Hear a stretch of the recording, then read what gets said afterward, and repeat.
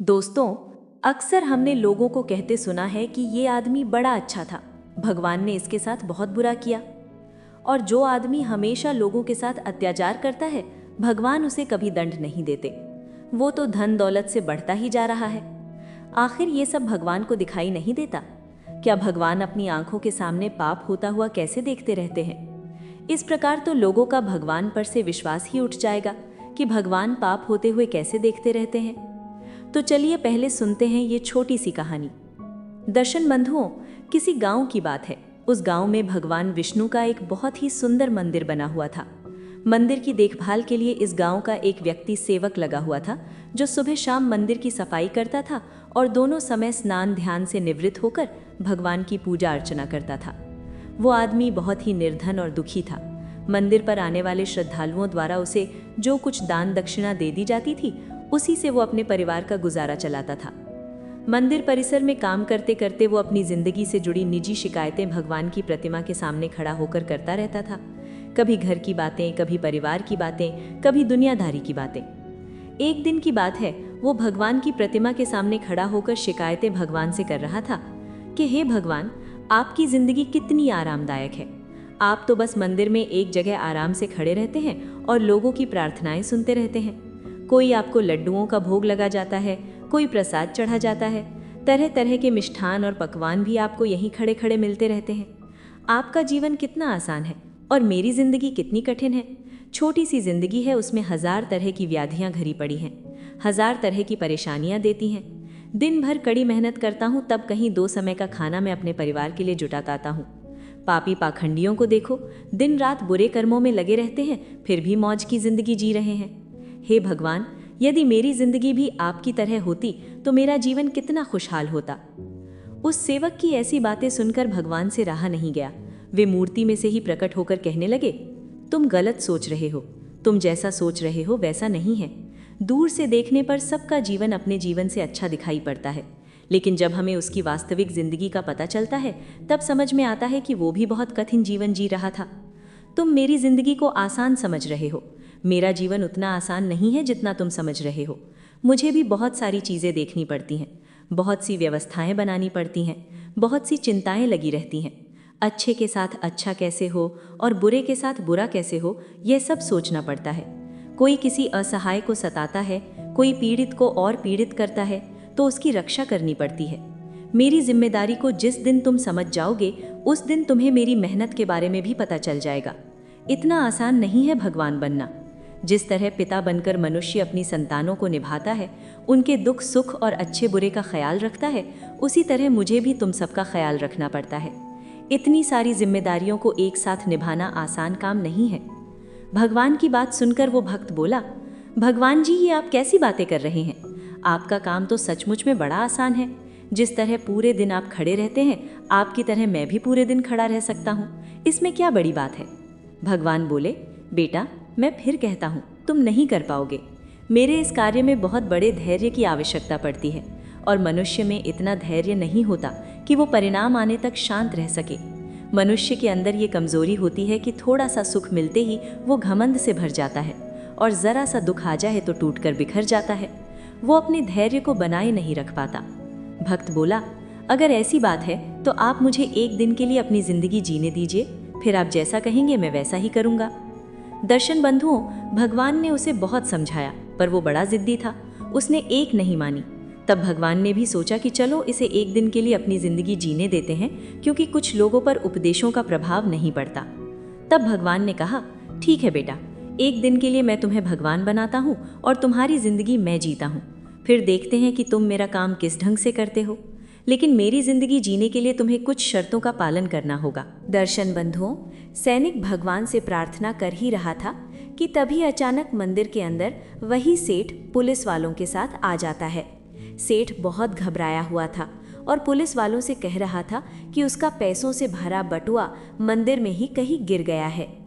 Police वाले मंदिर में मौजूद लोगों से पूछताछ करने लगे। उसी समय उनकी नज़र उस सैनिक पर पड़ती है जो अभी भगवान के सामने प्रार्थना कर रहा था। पुलिस वालों को शक हुआ कि शायद इसी सैनिक ने सेठ का बटुआ उठाया होगा। पुलिस वालों ने बिना ज़्यादा जांच पड़ताल किए उस सैनिक को पकड़ लिया और उसे गिरफ्तार करने लगे। सैनिक बार बार कह रहा था कि उसने कोई चोरी नहीं की है, लेकिन पुलिस वाले उसकी एक नहीं सुन रहे थे।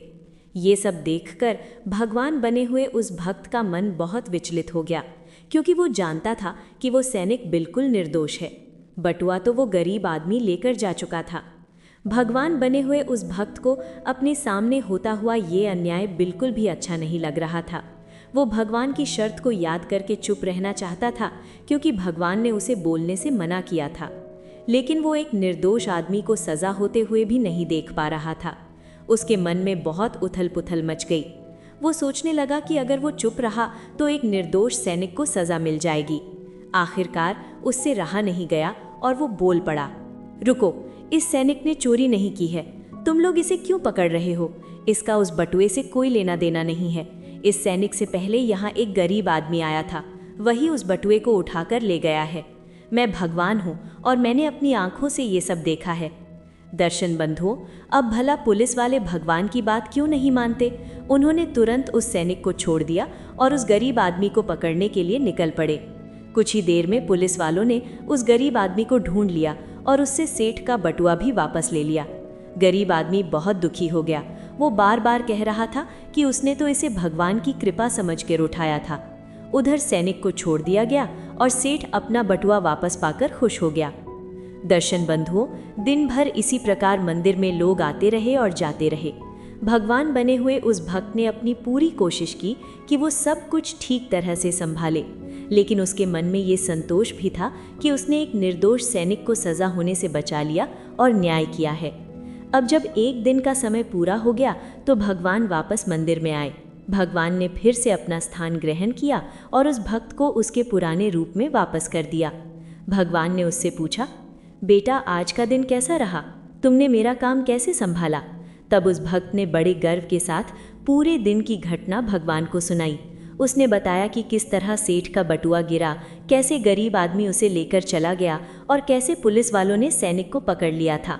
फिर उसने गर्व से कहा, हे भगवान, यदि मैं चुप रहता तो एक निर्दोष सैनिक को सज़ा हो जाती, लेकिन मैंने समय पर बोलकर उसे बचा लिया। मैंने न्याय किया है। भक्त की ये बात सुनकर भगवान मुस्कुराए, लेकिन उनकी मुस्कान के पीछे एक गहरी बात छिपी हुई थी। सैनिक भगवान से प्रार्थना कर ही रहा था कि तभी अचानक मंदिर के अंदर वही सेठ पुलिस वालों के साथ आ जाता है। सेठ बहुत घबराया हुआ था और पुलिस वालों से कह रहा था कि उसका पैसों से भरा हुआ बटुआ मंदिर में ही कहीं गिर गया है। पुलिस वाले मंदिर में मौजूद लोगों से पूछताछ करने लगे। उसी समय उनकी नज़र उस सैनिक पर पड़ती है जो अभी भगवान के सामने खड़ा होकर प्रार्थना कर रहा था। पुलिस वालों को शक हुआ कि शायद इसी सैनिक ने सेठ का बटुआ उठाया होगा। पुलिस वालों ने बिना ज़्यादा जांच पड़ताल किए उस सैनिक को पकड़ लिया और उसे गिरफ्तार करने लगे। सैनिक बार बार कह रहा था कि उसने कोई चोरी नहीं की है, लेकिन पुलिस वाले उसकी एक भी बात सुनने को तैयार नहीं थे। ये सब देखकर भगवान बने हुए उस भक्त का मन बहुत विचलित हो गया, क्योंकि वो जानता था कि वो सैनिक बिल्कुल निर्दोष है। बटुआ तो वो गरीब आदमी लेकर जा चुका था। भगवान बने हुए उस भक्त को अपने सामने होता हुआ ये अन्याय बिल्कुल भी अच्छा नहीं लग रहा था। वो भगवान की शर्त को याद करके चुप रहना चाहता था, क्योंकि भगवान ने उसे बोलने से मना किया था, लेकिन वो एक निर्दोष आदमी को सज़ा होते हुए भी नहीं देख पा रहा था। उसके मन में बहुत उथल पुथल मच गई। वो सोचने लगा कि अगर वो चुप रहा तो एक निर्दोष सैनिक को सज़ा मिल जाएगी। आखिरकार उससे रहा नहीं गया और वो बोल पड़ा, रुको, इस सैनिक ने चोरी नहीं की है। तुम लोग इसे क्यों पकड़ रहे हो? इसका उस बटुए से कोई लेना देना नहीं है। इस सैनिक से पहले यहाँ एक गरीब आदमी आया था, वही उस बटुए को उठा कर ले गया है। मैं भगवान हूँ और मैंने अपनी आंखों से ये सब देखा है। दर्शक बंधुओं, अब भला पुलिस वाले भगवान की बात क्यों नहीं मानते? उन्होंने तुरंत उस सैनिक को छोड़ दिया और उस गरीब आदमी को पकड़ने के लिए निकल पड़े। कुछ ही देर में पुलिस वालों ने उस गरीब आदमी को ढूंढ लिया और उससे सेठ का बटुआ भी वापस ले लिया। गरीब आदमी बहुत दुखी हो गया। वो बार बार कह रहा था कि उसने तो इसे भगवान की कृपा समझकर उठाया था। उधर सैनिक को छोड़ दिया गया और सेठ अपना बटुआ वापस पाकर खुश हो गया। दर्शक बंधुओं, दिन भर इसी प्रकार मंदिर में लोग आते रहे और जाते रहे। भगवान बने हुए उस भक्त ने अपनी पूरी कोशिश की कि वो सब कुछ ठीक तरह से संभाले, लेकिन उसके मन में ये संतोष भी था कि उसने एक निर्दोष सैनिक को सज़ा होने से बचा लिया और न्याय किया है। अब जब एक दिन का समय पूरा हो गया तो भगवान वापस मंदिर में आए। भगवान ने फिर से अपना स्थान ग्रहण किया और उस भक्त को उसके पुराने रूप में वापस कर दिया। भगवान ने उससे पूछा, बेटा, आज का दिन कैसा रहा? तुमने मेरा काम कैसे संभाला? तब उस भक्त ने बड़े गर्व के साथ पूरे दिन की घटना भगवान को सुनाई। उसने बताया कि किस तरह सेठ का बटुआ गिरा, कैसे गरीब आदमी उसे लेकर चला गया और कैसे पुलिस वालों ने सैनिक को पकड़ लिया था। फिर उसने गर्व से कहा, हे भगवान, यदि मैं चुप रहता तो एक निर्दोष सैनिक को सजा हो जाती, लेकिन मैंने समय पर बोलकर उसे बचा लिया। मैंने न्याय किया है। भक्त की ये बात सुनकर भगवान मुस्कुराए, लेकिन उनकी मुस्कान के पीछे एक गहरी सच्चाई छिपी हुई थी, जिसे सुनकर भक्त की आंखें खुलने वाली थीं। भगवान की ये बातें सुनकर वो भक्त पूरी तरह स्तब्ध रह गया। उसे समझ में ही नहीं आ रहा था कि वो क्या कहे। कुछ देर तक वो सिर झुकाकर खड़ा रहा और भगवान की ओर देखने की भी हिम्मत नहीं कर पा रहा था। थोड़ी देर बाद वो धीरे से बोला, हे भगवान, मुझे क्षमा कर दीजिए। मैंने जो कुछ किया वो मुझे उस समय सही लगा था। मुझे लगा कि मैं एक निर्दोष व्यक्ति को बचा रहा हूँ और न्याय कर रहा हूँ, लेकिन अब मुझे समझ में आ गया है कि मैं कितना बड़ा भ्रम कर बैठा था। भगवान मुस्कुराए और बोले, बेटा, यही तो मनुष्य और भगवान के ज्ञान में अंतर होता है। मनुष्य केवल वही देख पाता है जो उसकी आंखों के सामने हो रहा होता है। वो केवल वर्तमान को देखकर ही निर्णय ले लेता है, लेकिन भगवान अतीत, वर्तमान और भविष्य तीनों को एक साथ देखते हैं। इस संसार में जो कुछ भी होता है उसके पीछे कोई ना कोई कारण अवश्य होता है, और उस कारण के पीछे भी कई और कारण छिपे होते हैं। ये एक ऐसी श्रृंखला है जिसे मनुष्य अपनी सीमित बुद्धि से पूरी तरह समझ नहीं सकता। भगवान आगे बोले, इसीलिए कई बार ऐसा लगता है कि पाप करने वाले लोग सुखी हैं और अच्छे लोग दुखी हैं, लेकिन वास्तव में ऐसा नहीं होता। हर व्यक्ति को उसके कर्मों का फल अवश्य मिलता है। कभी कभी वो फल तुरंत मिल जाता है और कभी कभी उसे मिलने में समय लगता है। जो पाप करता है उसका पाप कभी व्यर्थ नहीं जाता, और जो पुण्य करता है उसका पुण्य भी कभी नष्ट नहीं होता। लेकिन मनुष्य अधीर हो जाता है। वो चाहता है कि हर चीज़ का परिणाम तुरंत सामने आ जाए। जब ऐसा नहीं होता तो वो भगवान पर प्रश्न उठाने लगता है। भगवान ने भक्त की ओर देखते हुए कहा, बेटा, धैर्य ही वो शक्ति है जो मनुष्य को सच्चाई तक पहुंचाती है। यदि मनुष्य धैर्य रखे और भगवान पर विश्वास बनाए रखे तो वो जीवन की कई कठिन परिस्थितियों को भी आसानी से पार कर सकता है। इसके बाद भगवान ने एक और महत्वपूर्ण बात कही, मनुष्य को हमेशा अपने कर्मों पर ध्यान देना चाहिए, ना कि दूसरों के कर्मों पर। क्योंकि जब मनुष्य दूसरों के जीवन को देखकर ईर्ष्या या क्रोध करने लगता है तब उसका मन अशांत हो जाता है, और जब मन अशांत हो जाता है तब मनुष्य सही निर्णय नहीं ले पाता। इसलिए जो भी परिस्थिति जीवन में आए उसे धैर्य और विश्वास के साथ स्वीकार करना चाहिए।